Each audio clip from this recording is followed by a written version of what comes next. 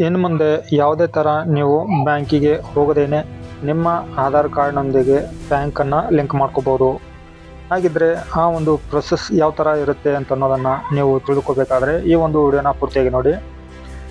ನಿಮ್ಮ ಆಧಾರ್ ಕಾರ್ಡಿಗೆ ಬ್ಯಾಂಕ್ ಖಾತೆಯನ್ನು ಲಿಂಕ್ ಮಾಡುವ ಒಂದು ಪ್ರೊಸೆಸನ್ನು ಈ ಒಂದು ವಿಡಿಯೋದಲ್ಲಿ ಸಂಪೂರ್ಣವಾಗಿ ತಿಳಿಸ್ಕೊಡ್ತಾ ಇದ್ದೇನೆ. ನಮಸ್ಕಾರ ವೀಕ್ಷಕರೇ, ಮತ್ತೊಂದು ಹೊಸ ಮಾಹಿತಿಯೊಂದಿಗೆ ತಮಗೆಲ್ಲರಿಗೂ ನಮ್ಮ ಒಂದು ಯೂಟ್ಯೂಬ್ ಚಾನಲ್ಗೆ ಸ್ವಾಗತ.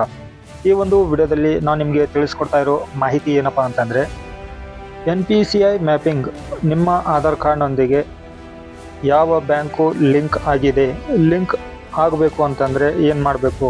ಸೊ ಲಿಂಕ್ ಆಗದೇ ಇದ್ದರೆ ನೀವೇ ನಿಮ್ಮ ಆಧಾರ್ ಕಾರ್ಡಿಗೆ ನಿಮ್ಮ ಬ್ಯಾಂಕ್ ಖಾತೆಯನ್ನು ಮನೆಯಿಂದಲೇ ಲಿಂಕನ್ನು ಮಾಡ್ಕೋಬೋದು. ಅದು ಹೇಗೆ ಅಂತ ಅನ್ನೋದನ್ನು ನಾನು ನಿಮಗೆ ಸ್ಟೆಪ್ ಬೈ ಸ್ಟೆಪ್ ತಿಳಿಸ್ಕೊಡ್ತೇನೆ.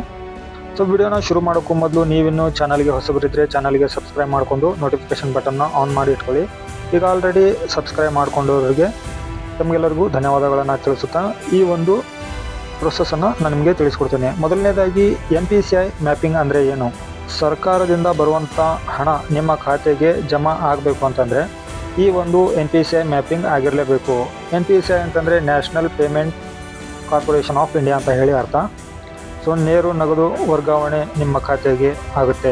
ಸೊ ಇದನ್ನು ಹೇಗೆ ಮಾಡ್ಕೊಳ್ಳೋದು? ನಿಮ್ಮ ಆಧಾರ್ ಕಾರ್ಡು ಲಿಂಕ್ ಆಗಿದೆಯೋ ಇಲ್ಲ ಅಂತೇಳಿ ಚೆಕ್ ಮಾಡಿಕೊಂಡು, ಲಿಂಕ್ ಆಗದೇ ಇದ್ದರೆ ಲಿಂಕ್ ಮಾಡುವಂಥ ಒಂದು ಪ್ರೊಸೆಸನ್ನು ಇವಾಗ ಶುರು ಮಾಡೋಣ.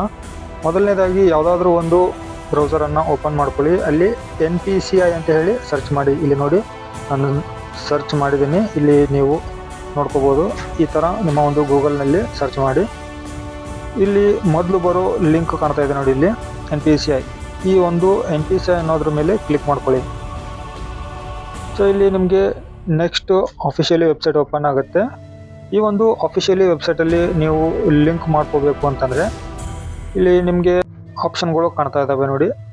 Product, consumer, media, TX and next developers business. So ಇಲ್ಲಿ ನಿಮಗೆ ಇನ್ನೊಂದು ಆಪ್ಷನ್ ಕಾಣ್ತಾ ಇದೆ ನೋಡಿ, ಕನ್ಸ್ಯೂಮರ್ ಅಂತೇಳಿ. ಇದ್ರ ಮೇಲೆ ಕ್ಲಿಕ್ ಮಾಡ್ಕೊಳ್ಳಿ. ಇದ್ರ ಮೇಲೆ ಕ್ಲಿಕ್ ಮಾಡ್ಕೊಂಡ ನಂತರ ಇಲ್ಲಿ ನಿಮಗೆ ನೆಕ್ಸ್ಟ್ ಇನ್ನೊಂದು ಆಪ್ಷನ್ನು ನೀವು ಸೆಲೆಕ್ಟ್ ಮಾಡ್ಕೋಬೇಕಾಗತ್ತೆ, ಭಾರತ್ ಆಧಾರ್ ಸೀಡಿಂಗ್ ಎನೇಬಲರ್ ಅಂತೇಳಿ. ಸೊ ಈ ಒಂದು ಆಪ್ಷನ್ ಮೇಲೆ ಕ್ಲಿಕ್ ಮಾಡ್ಕೊಳ್ಳಿ. ಕ್ಲಿಕ್ ಮಾಡಿದ ನಂತರ ನೆಕ್ಸ್ಟ್ ಪೇಜು ನಿಮಗೆ ಓಪನ್ ಆಗುತ್ತೆ. ಈ ಥರ welcome to Bharat Aadhaar seeding enabler ಅಂತೇಳಿ. ಈ ಒಂದು ಪೋರ್ಟಲ್ನಲ್ಲಿ ನೀವು ಎಂಟರ್ ಆದ ನಂತರ ನಿಮಗೆ 8 ನಿಮಿಷ ಕಾಲಾವಕಾಶ ಸಿಗುತ್ತೆ. ಇಲ್ಲಿ ನೋಡಿ, ಟೈಮಿಂಗ್ ರನ್ನಿಂಗ್ ಇದೆ. ಸೊ ಈ 8 ನಿಮಿಷದಲ್ಲಿ ನೀವು ಈ ಒಂದು ಪ್ರೊಸೆಸನ್ನು ಕಂಪ್ಲೀಟ್ ಮಾಡಬೇಕು. ಮೊದಲನೇದಾಗಿ ನೀವು ಆಧಾರ್ ಸೀಡಿಂಗ್ ಮಾಡ್ಕೋಬೇಕು ಅಂತಂದರೆ ಇಲ್ಲಿ ನೋಡಿ ಒಂದು ಆಪ್ಷನ್ ಕಾಣ್ತಾ ಇದೆ, Aadhaar seeding or D seeding ಅಂತೇಳಿ. ಸೊ ಈ ಒಂದು ಆಪ್ಷನ್ ಮೇಲೆ ನೀವು ಕ್ಲಿಕ್ ಮಾಡ್ಕೊಳ್ಳಿ. ಇಲ್ಲಿ ಕ್ಲಿಕ್ ಮಾಡ್ಕೊಂಡ ನಂತರ ನಿಮಗೆ ನೆಕ್ಸ್ಟ್ ಪೇಜು ಈ ಥರ ಓಪನ್ ಆಗುತ್ತೆ. ಇಲ್ಲಿ ನಿಮಗೆ ರಿಕ್ವೆಸ್ಟ್ ಮಾಡ್ತಾ ಇದ್ದೀರಾ ಯಾವುದಕ್ಕೆ ಅಂತಂದರೆ ಆಧಾರ್ ಸೀಡಿಂಗು ಅಥವಾ ಡಿ ಸೀಡಿಂಗು, ಆಧಾರ್ ಕಾರ್ಡಿಗೆ ಬ್ಯಾಂಕ್ ಲಿಂಕ್ ಮಾಡೋದು ಅಥವಾ ಡಿ ಲಿಂಕ್ ಮಾಡೋದು. ಸೊ ಇಲ್ಲಿ ಮೊದಲು ನೀವು ನಿಮ್ಮ ಒಂದು ಆಧಾರ್ ಕಾರ್ಡ್ ನಂಬರನ್ನು ಇಲ್ಲಿ ಎಂಟರ್ ಮಾಡಬೇಕಾಗತ್ತೆ. ಇಲ್ಲಿ ನಿಮ್ಮ ಆಧಾರ್ ಕಾರ್ಡ್ ನಂಬರ್ ಎಂಟರ್ ಮಾಡಿದ ನಂತರ ಒಂದು ವೇಳೆ ಆ ಆಧಾರ್ ಕಾರ್ಡಿಗೆ ಬ್ಯಾಂಕ್ ಖಾತೆ ಲಿಂಕ್ ಆಗಿಲ್ಲ ಅಂತಂದರೆ ಇಲ್ಲಿ ಸೀಡಿಂಗ್ ಅಂತ ಹೇಳಿ ಸೆಲೆಕ್ಟ್ ಮಾಡ್ಕೋಬೇಕಾಗತ್ತೆ.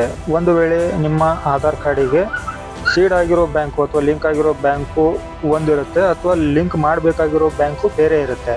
ಸೊ ಆವಾಗ ಲಿಂಕ್ ಆಗಿರೋ ಬ್ಯಾಂಕನ್ನು ಡಿ ಸೀಡಿಂಗ್ ಮಾಡ್ಕೋಬೇಕಾದ್ರೆ ಇದನ್ನು ಕ್ಲಿಕ್ ಮಾಡ್ಕೊಳ್ಳಿ. ಸೊ ಇದ್ರ ಬಗ್ಗೆ ನಾನು ನಿಮಗೆ ನೆಕ್ಸ್ಟ್ ವಿಡಿಯೋದಲ್ಲಿ ತಿಳಿಸ್ಕೊಡ್ತೇನೆ. ಸೊ ಇಲ್ಲಿ ನಿಮ್ಮ ಆಧಾರ್ ಕಾರ್ಡಿಗೆ ಲಿಂಕ್ ಮಾಡ್ಕೋಬೇಕು ಅಂತಂದರೆ ಬ್ಯಾಂಕ್ ಖಾತೆಯನ್ನು ಇಲ್ಲಿ ಸೀಡಿಂಗ್ ಅಂತೇಳಿ ಕ್ಲಿಕ್ ಮಾಡ್ಕೊಳ್ಳಿ. ಇದರ ನಂತರ ಇಲ್ಲಿ ನಿಮಗೆ ಸೀಡಿಂಗ್ ಟೈಪ್ಸ್ ಓಪನ್ ಆಗುತ್ತೆ. ಈ ಸೀಡಿಂಗ್ ಟೈಪ್ಸಲ್ಲಿ ನಿಮಗೆ 3 ಆಪ್ಷನ್ಗಳು ಇದ್ದಾವೆ. ಇಲ್ಲಿ fresh seeding, movement, same bank with other account, ಅಂದರೆ ಒಂದೇ ಬ್ಯಾಂಕ್ನಲ್ಲಿ ಬೇರೆ ಬೇರೆ ಅಕೌಂಟ್ ಇರುತ್ತಲ್ವ, ಸೊ ಆವಾಗ ಇದನ್ನು ನೀವು ಚೂಸ್ ಮಾಡಬೇಕಾಗತ್ತೆ. ಸೊ ಇಲ್ಲಿ ಥರ್ಡ್ ಆಪ್ಷನ್ನು ನಿಮ್ಮ ಖಾತೆ ಬೇರೆ ಬ್ಯಾಂಕಿಗೆ ಆಧಾರ್ ಕಾರ್ಡ್ಗೆ ಲಿಂಕ್ ಮಾಡ್ಕೊಳ್ಳೋದಕ್ಕೆ ಇಲ್ಲಿ ಮೂಮೆಂಟ್ ಅಂತ ಇದೆ. ಸೊ ಇದು ಫ್ರೆಶ್ ಆಗಿತ್ತಂದರೆ ಫ್ರೆಶ್ ಸೀಡಿಂಗ್ ಅಂತೇಳಿ ಕ್ಲಿಕ್ ಮಾಡ್ಕೊಳ್ಳಿ.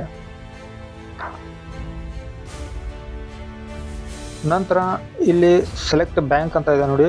ಈ ಲಿಸ್ಟಲ್ಲಿ ಇರುವಂಥ ಒಂದು ಬ್ಯಾಂಕ್ಗಳಿಗೆ ಮಾತ್ರ ನೀವು ಆಧಾರ್ ಕಾರ್ಡ್ ಸೀಡಿಂಗನ್ನು NPCI ಮ್ಯಾಪಿಂಗನ್ನು ಮಾಡ್ಕೋಬೋದು. ಸೊ ಇಲ್ಲಿ ಮೊದಲು ಇಷ್ಟೆಲ್ಲ ಇದ್ದಿದ್ದಿಲ್ಲ ಬ್ಯಾಂಕ್ ಹೆಸರು. ಸೊ ಇವಾಗ ಬಹಳ ಬ್ಯಾಂಕುಗಳು ಇಲ್ಲಿ ಆ್ಯಡ್ ಆಗಿದ್ದಾವೆ. ಈ ಒಂದು ಬ್ಯಾಂಕ್ ಹೆಸರುಗಳನ್ನು, ನಿಮ್ಮ ಬ್ಯಾಂಕ್ ಖಾತೆಯ ಹೆಸರನ್ನು ಸೆಲೆಕ್ಟ್ ಮಾಡ್ಕೊಳ್ಳಿ. ಫಾರ್ ಎಕ್ಸಾಂಪಲ್ ನಾನು ಇಲ್ಲಿ SBI ಅಂತೇಳಿ ಸೆಲೆಕ್ಟ್ ಮಾಡ್ಕೊತೀನಿ ಅಥವಾ ಇಂಡಿಯನ್ ಬ್ಯಾಂಕ್ ಅಂತೇಳಿ ಸೆಲೆಕ್ಟ್ ಮಾಡ್ಕೊತೀನಿ. ಸೊ ಇದರ ನಂತರ ಇಲ್ಲಿ ಸ್ಕ್ರೋಲ್ ಡೌನ್ ಮಾಡಿ ನಿಮ್ಮ ಬ್ಯಾಂಕ್ ಖಾತೆಯು ಯಾವ ಬ್ಯಾಂಕಲ್ಲಿ ಇದೆ ಅನ್ನೋದನ್ನು ಸೆಲೆಕ್ಟ್ ಮಾಡ್ಕೊಂಡ್ರಿ. ಫ್ರೆಶ್ ಅಂತೇಳಿ ಸೆಲೆಕ್ಟ್ ಮಾಡ್ಕೊಂಡ್ರಿ. ಅದಾದ ನಂತರ ಇಲ್ಲಿ ಅಕೌಂಟ್ ನಂಬರನ್ನು ನೀವು ಆ್ಯಡ್ ಮಾಡಬೇಕಾಗತ್ತೆ. ಇಲ್ಲಿ ಅಕೌಂಟ್ ನಂಬರನ್ನು ಒಂದು ಸತಿ ಹಾಕಬೇಕಾಗತ್ತೆ.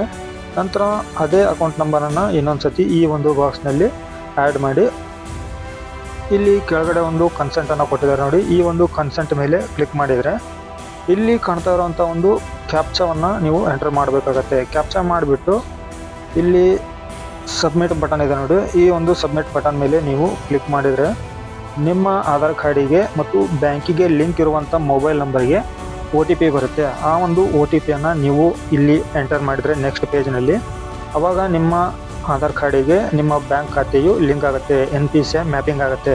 ಸೊ ಅದು ನಿಮಗೆ 24 hours ಅಥವಾ 48 hours ಒಳಗಡೆ ನಿಮ್ಮ ಖಾತೆಗೆ ಲಿಂಕ್ ಆಗುತ್ತೆ. ಲಿಂಕ್ ಆದ ನಂತರ ಸರ್ಕಾರದಿಂದ ಬರುವಂಥ ನೇರ ನಗದು ನಿಮ್ಮ ಖಾತೆಗೆ ಜಮಾ ಆಗುತ್ತೆ.